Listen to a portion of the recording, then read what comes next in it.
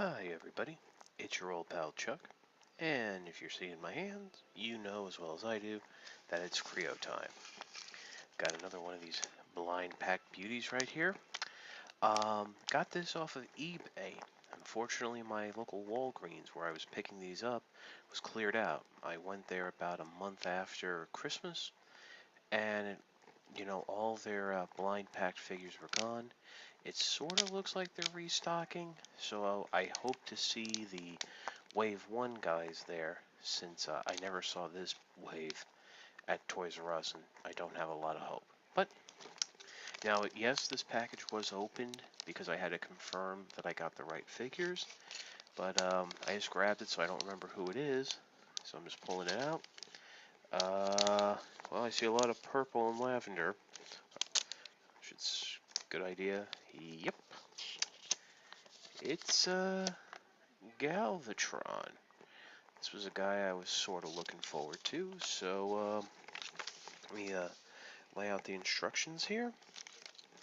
We got the little bag. Let me try opening this. Okay, well, gotta pause right here and get a pair of scissors to get this bag open. Okay, got the bag open. Also adjusted the camera, so let's dump out the contents. Put that right over there. And let's get to building the robot mode. So obviously we're going to start off. We're going to peg the arms, torso to the legs. And let me just want to look at something here. Yeah, you can see it very faintly. Let me see if I can bring this in. And hopefully the autofocus will kick in at some point.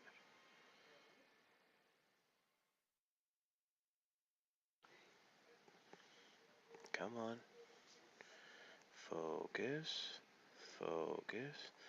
Alright, well, that just means I'm going to have to drop the autofocus, and yeah, it's very light, very faint because of the color, but there is stress marks around the wrist. Um, I noticed this after building the last couple figures. Um, that's not very good because the wrist is going to see a lot of play with younger um,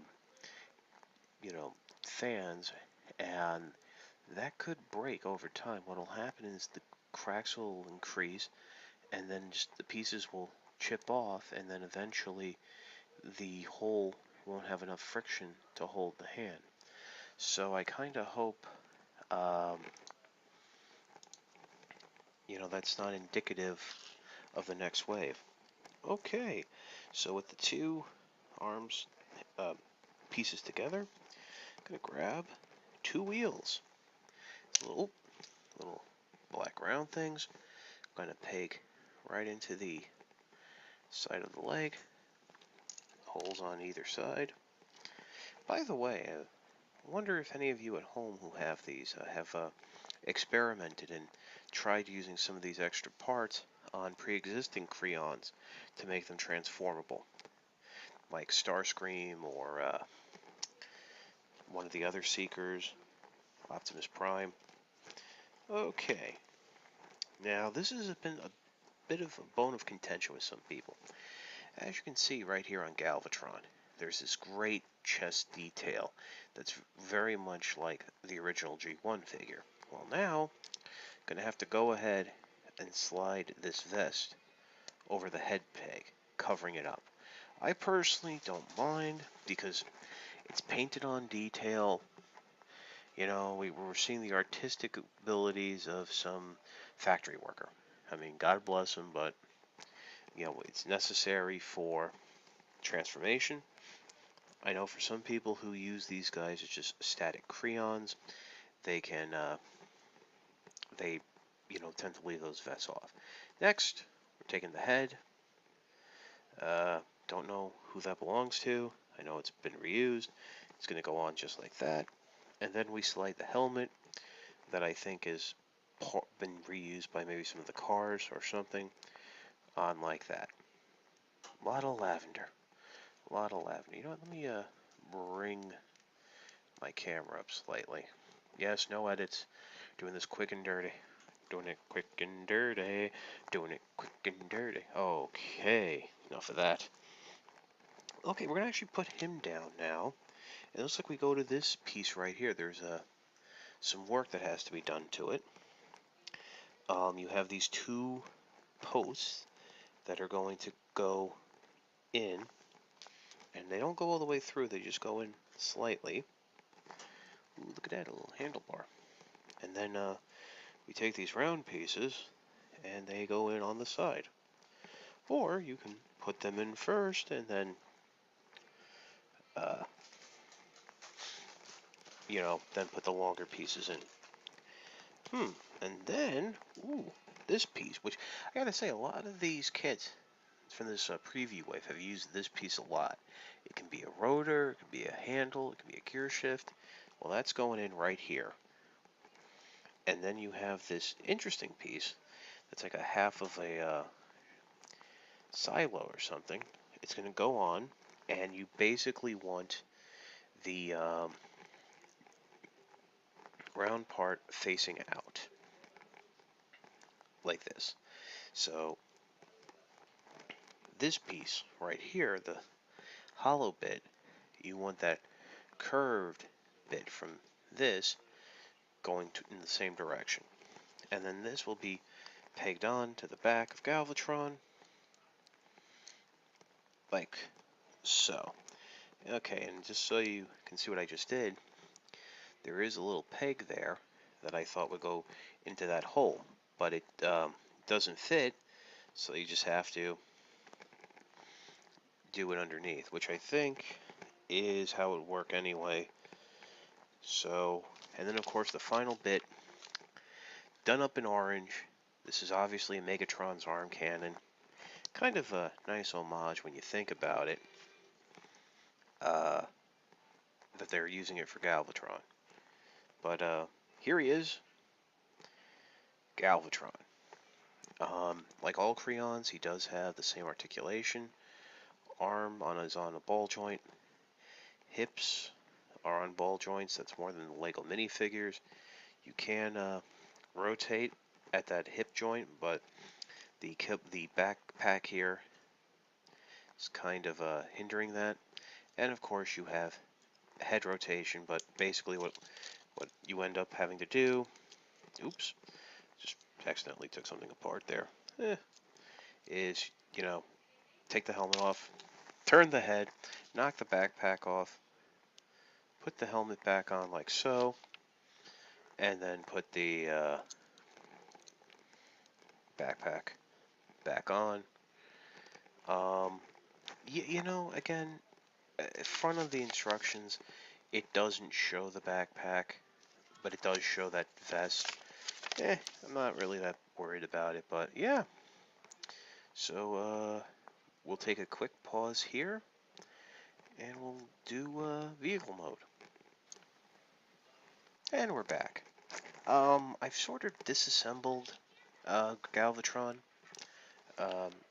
Not fully. You can leave the torso together with the vest on. You can also leave those round circular blocks connected to those long rods, but everything else, including his head and helmet, have been disassembled. You could also have left the wheels on, but I took them off just because it'd be a little easier to do what we're about to do. And what we're about to do is go ahead and fold the legs backwards. And after doing that, well, before you continue, you want to swivel his arms up. Try to keep the shoulders forward towards the front of the chest. You know how they are on that ball joint. And you can go ahead and reattach the wheels. I have to say, since Scorponok, none of these have been really that difficult. So I know some of you are a bit disappointed by that. you tend to enjoy a grown man struggling with building blocks. But next step is you want to take these long pieces and peg them into the bottom of the foot. Just like so. Moving up, what we're going to do is take this piece, which looks sort of like a stoplight, and I'll bet you anything in another set, it was a stoplight. And on this short end, we're going to plug the head in, face down, of course. And then, try to take that off. We're going, dropping everything, going to plug this curved piece in like that.